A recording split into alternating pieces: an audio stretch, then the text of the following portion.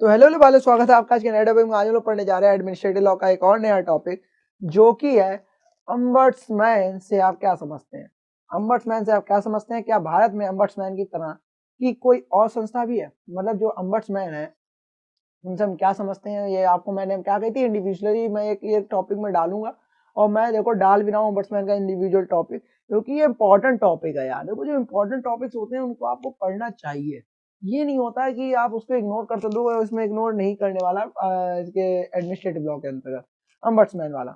Ombudsman जिसे कहते हैं उसका अर्थ क्या होता है, उसको हम लोग पढ़ते हैं कि ओम्बुड्समैन का अर्थ और परिचय क्या होता है। ओम्बुड्समैन एक स्वतंत्र, निष्पक्ष और स्वायत्त संस्था है या अधिकारी होता है। मतलब अम्बड्समैन एक स्वतंत्र, निष्पक्ष और स्वायत्त संस्था भी हो सकती है या एक अधिकारी होता है जो क्या करती है, प्रशासनिक अन्याय, जो प्रशासनिक अन्याय हो गया, भ्रष्टाचार हो गया, सरकारी कार्यों में होने वाली जो त्रुटियां हैं उनके खिलाफ नागरिकों की शिकायतों की जांच करता है।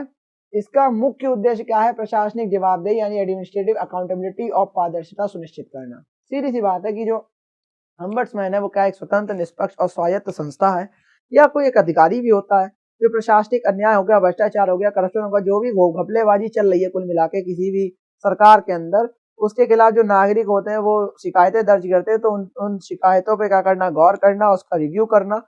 और इसका मुख्य उद्देश्य होता है प्रशासनिक जवाबदेही यानी कि एडमिनिस्ट्रेटिव अकाउंटेबिलिटी और जो ट्रांसपेरेंसी हो गया उसको क्या करना, सुनिश्चित करना। ठीक है, सिंपल भाषा में।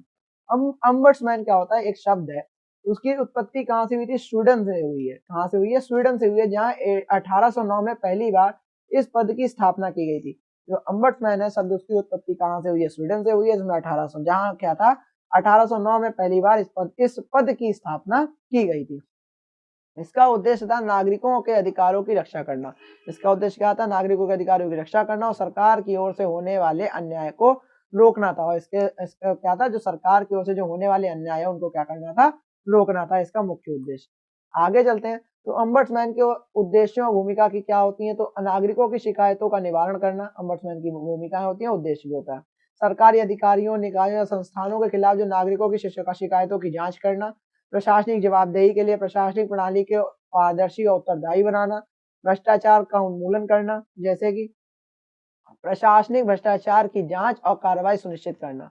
जो प्रशासनिक भ्रष्टाचार होता है उसकी जांच और कार्रवाई को क्या करना, सुनिश्चित करना। न्याय सुनिश्चित करना, जैसे कि प्रशासनिक प्रक्रियाओं में निष्पक्षता और न्याय का पालन करना। प्रशासनिक प्रक्रियाओं में निष्पक्षता और न्याय का पालन करना। सरकार और नागरिकों के बीच सेतु, जो सरकार और नागरिक है उनके बीच में सेतु देखेंगे तो सरकार और नागरिकों के बीच विश्वास को मजबूत करना। जो सरकार हो गया और नागरिकों का उनके बीच जो विश्वास होता है उनको क्या करना, मजबूत करना। आगे चलते हैं तो अम्बड्समैन की क्या विशेषताएं होती है? अम्बड्समैन की क्या विशेषताएं होती है? स्वायत्तता यानी ऑटोनॉमी। यह संस्था स्वतंत्र रूप से कार्य करती है और किसी सरकारी हस्तक्षेप से मुक्त रहती है। मतलब कोई इसमें मैटर नहीं होता है, फ्रीली तरीके से काम करती है, बिल्कुल इस पर किसी का कोई दबाव नहीं होता। निष्पक्षता होती है, इम्पार्शियलिटी इसके अंतर्गत होती है।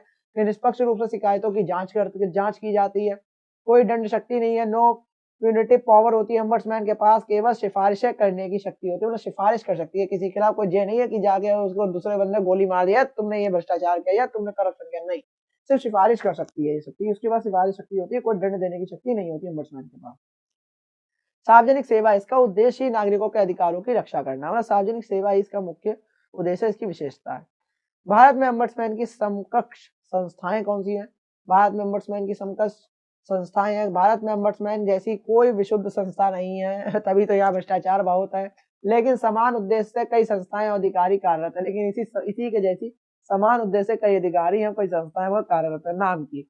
इनमें मुख्य रूप से लोकपाल और लोकायुक्त शामिल होते हैं। इनमें मुख्य रूप से कौन कौन शामिल होते हैं? लोकपाल और लोकायुक्त। लोकपाल क्या होते हैं कि लोकपाल और लोकायुक्त अधिनियम यानी कि 2013 के तहत लोकपाल की स्थापना की गई थी। लोकपाल और लोकायुक्त अधिनियम 2013 के तहत जो लोकपाल की स्थापना की गई थी, यह एक केंद्रीय स्तर की संस्था है जो भ्रष्टाचार के मामलों की जांच करती है। ठीक है, यह क्या है? केंद्रीय स्तर की संस्था है जो क्या करती है, भ्रष्टाचार की जांच करती है। संरचना क्या है इसकी? संरचना के अनुसार देखेंगे तो लोकपाल में एक अध्यक्ष और अधिकतम 8 सदस्य होते हैं। लोकपाल में क्या होता है? एक अध्यक्ष और अधिकतम 8 सदस्य होते हैं। कितने सदस्य होते हैं? अधिकतम 8 सदस्य होते हैं।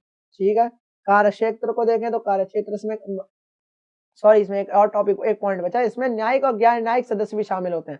इसमें न्यायिक प्रणाली के न्यायिक बैकग्राउंड के भी सदस्य शामिल होते हैं, जो गैर न्यायिक बैकग्राउंड है उसके सदस्य भी इसमें शामिल होते हैं। कार्यक्षेत्र क्या होता है इसका? कार्यक्षेत्र को देखेंगे तो प्रधानमंत्री या प्रधानमंत्री मंत्रियों, सांसदों और केंद्र सरकार के अधिकारियों के खिलाफ भ्रष्टाचार के मामलों की जांच करता है। और ये प्रधानमंत्री हो गए, मंत्री हो गए, सांसद होगा और केंद्र सरकार के जो अधिकारी हो गए उनके खिलाफ क्या करता है? भ्रष्टाचार की जांच करता है। लोकपाल और लोकायुक्त अधिनियम 2013 के अंतर्गत जो भी संस्था लागू की गई थी, यह स्थापना इसकी की गई थी। ठीक है, महत्वपूर्ण प्रावधान क्या था? लोकपाल की नियुक्ति में पारदर्शिता होती है, मतलब बिल्कुल ट्रांसपेरेंसी होती है। भ्रष्टाचार निरोधक अधिनियम 1988 के तहत कार्रवाई होती है। जो भ्रष्टाचार निरोधक अधिनियम बना था, एक्ट बना था 1988 के तहत क्या होती है? इसके लिए इसके अंतर्गत कार्रवाई होती है। लोकायुक्त क्या होता है? लोकायुक्त एक राज्य स्तर की संस्था है। ठीक है, वो एक राज्य स्तर की लोकायुक्त संस्था है। प्रत्येक राज्य अपने स्तर पर लोकायुक्त की स्थापना करता है, मतलब प्रत्येक राज्य जो है अलग अलग राज्य है। लोकपाल क्या है? मतलब संपूर्ण तरीके से करती है उसकी स्थापना। लोकायुक्त क्या अपने अपने राज्य स्तर पर लोग करते हैं भ्रष्टाचार को कम करने के लिए। ठीक है, तो प्रत्येक राज्य अपने स्तर पर लोकायुक्त की स्थापना करता है। इसका कार्य क्षेत्र क्या होता है? राज्य सरकार के अधिकारियों मंत्रियों के खिलाफ भ्रष्टाचार के मामलों की जांच करना, कि राज्य सरकार के कोई अधिकारी होगा या जो भी मंत्री होगा उनके खिलाफ क्या भ्रष्टाचार की जांच करना। और प्रथम लोकायुक्त की स्थापना कब हुई थी? सबसे पहले 1971 में महाराष्ट्र में लोकायुक्त की स्थापना हुई थी। सबसे पहले क्या हुई थी? 1971 में महाराष्ट्र में, जिसे अब महाराष्ट्र ही कहते हैं, और महाराष्ट्र में लोकायुक्त की स्थापना की गई थी। आगे चलते हैं। अन्य संस्थाएं कौन कौन सी हैं? केंद्रीय सतर्कता आयोग यानी कि सेंट्रल विजिलेंस कमीशन यानी सीवीसी, केंद्रीय सतर्कता आयोग क्या होता है? सीवीसी भ्रष्टाचार निरोधक का एक स्वतंत्र संस्था है। सीवीसी क्या है? भ्रष्टाचार निरोधक एक स्वतंत्र संस्था है। और यह केंद्र सरकार के कर्मचारियों के खिलाफ भ्रष्टाचार के मामलों की जांच करती है। जो ये केंद्र सरकार के जो अधिकारी होते हैं उनके खिलाफ भ्रष्टाचार के मामलों की जांच करती है। कौन? सीवीसी, सेंट्रल विजिलेंस कमीशन, केंद्रीय सतर्कता आयोग। सतर्कता आयोग यानी कि विजिलेंस कमीशन क्या होती है? विभिन्न राज्यों में कार्यरत राज्य स्तरीय सतर्कता आयोग होते हैं। विभिन्न राज्यों में जो कार्यरत राज्य स्तरीय सतर्कता आयोग भी होते हैं। और केंद्रीय सूचना आयोग यानी कि सेंट्रल इंफॉर्मेशन कमीशन भी होते हैं, सीआईसी।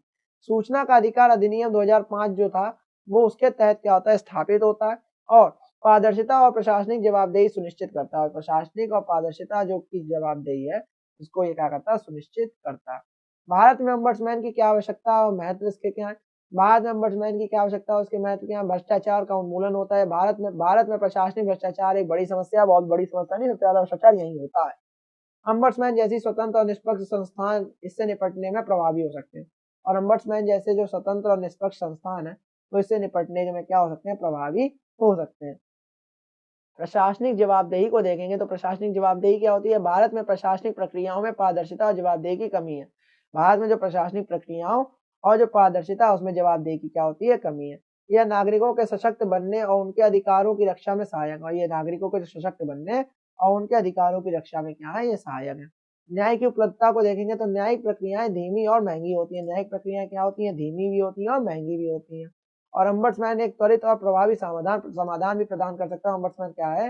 एक फटाफट वाली जो होती है वो 2 मिनट में मैगी वाला मैटर कर सकता है। वो त्वरित और प्रभावी समाधान इसका सॉल्यूशन प्रदान कर सकता है। नागरिकों का विश्वास, ऐसी संस्थाओं से सरकार और नागरिकों के बीच विश्वास मजबूत होता है। और ऐसी संस्थाएं अगर बनती हैं तो सरकार और नागरिक उनके बीच में विश्वास मजबूत होता है कि हाँ यार भ्रष्टाचार के खिलाफ वो लड़वा रही है सरकार। ठीक है, अब ombudsman और भारत के संस्थाओं के बीच में तुलना करेंगे तो क्या है विशेषता? ombudsman स्वीडन वाला जो है, लोकपाल भारत वाला, लोकायुक्त भारत का है। इसमें मैं तुलना करूँ, स्तर क्या है इसका? राष्ट्रीय या राज्य में। प्रमुख कार्य इसके क्या होते हैं? शिकायत निवारण, इसका भ्रष्टाचार निरोध और इसका भी भ्रष्टाचार निरोध। स्वायत्तता क्या है? स्वतंत्र है और दंड शक्ति इसके पास भी नहीं है, इसके पास भी नहीं, इसके पास नहीं, मतलब लगभग सेम ही काम करते हैं। लेकिन आगे चलते हैं इसी के साथ। महत्वपूर्ण न्यायिक दृष्टांत, इसका महत्वपूर्ण न्यायिक दृष्टांत में क्या है? मतलब कौन कौन से इसमें मैटर है इसमें मेन दिखते हैं जिसके इससे रिलेटेड है। मेनका गांधी बना भारत संघ वाला, तो मेनका गांधी बना प्रशासनिक जवाबदेही पारदर्शिता की आवश्यकता पर जोर दिया गया था। और विनीत नारायण बना भारत संघ वाला, भ्रष्टाचार निरोधक संस्थानों की स्वायत्ता और जवाबदेही पर प्रकाश डाला गया। तो भ्रष्टाचार निरोधक संस्थानों की स्वायत्ता और जवाबदेही पर क्या डाला गया? प्रकाश डाला गया था इस मैटर में। इसमें निष्कर्ष में क्या कह रहा है? कंक्लूजन में कि भारत में ombudsman जैसी संस्थान जो होते हैं उसकी अवधारणा लोकपाल, लोकायुक्त और अन्य संस्थानों के माध्यम से अपनाया गया है। हालांकि स्वीडन की प्रणाली की तुलना में इस संस्था को अधिक प्रभावी और सशक्त बनाने की भी आवश्यकता है। स्वीडन की तुलना में और अधिक कमियों में से प्रणाली को सशक्त और अच्छा एक मजबूत बनाने के लिए आवश्यकता है। प्रशासनिक भ्रष्टाचार और अन्याय के उन्मूलन के लिए इन संस्थाओं की भूमिका को और भी अधिक प्रासंगिक और प्रभावशाली बनाने की दिशा में कदम उठाने चाहिए। और क्या है, प्रशासनिक भ्रष्टाचार और अन्याय के उन्मूलन के लिए इन संस्थाओं की जो भूमिका है उसको और अधिक प्रासंगिक और प्रभावशाली बनाने की दिशा में क्या उठाने चाहिए, कदम उठाने चाहिए। ठीक है, तो ये हम लोग का टॉपिक था। मेरे हिसाब से अम्बर्ट्समैन का जो एक इंडिविजुअल टॉपिक था आपको समझ में आ गया होगा, और बहुत ज्यादा इजी टॉपिक था और बहुत ज्यादा आने वाला टॉपिक है। ये टिप्पणी में भी आ सकता है और इंडिविजुअल भी आ सकता है, तो आपको ये पढ़ के जानना। और ऐसी वीडियोस आते रहेंगे, फटाफट हम लोग कंप्लीट कर ही रहे हैं एडमिनिस्ट्रेटिव लॉ, और जितनी जल्दी हो सके उसको कंप्लीट करके फिर इन्वायरमेंटल लॉ पे चलते हैं, फिर हम लोग हिंदू लॉ, फिर सोशियोलॉजी, बिल्कुल आखिरी में फिनिश करके वीडियोस डाल दूंगा। इंपॉर्टेंट बीच में आते रहेंगे इंपॉर्टेंट क्वेश्चन के, how to frame your answer, answer आपको कैसे रखना वो भी एक वीडियो डाल दूंगा। ऐसे वीडियोस आते रहेंगे, तब तक ले जय हिंद, जय भारत।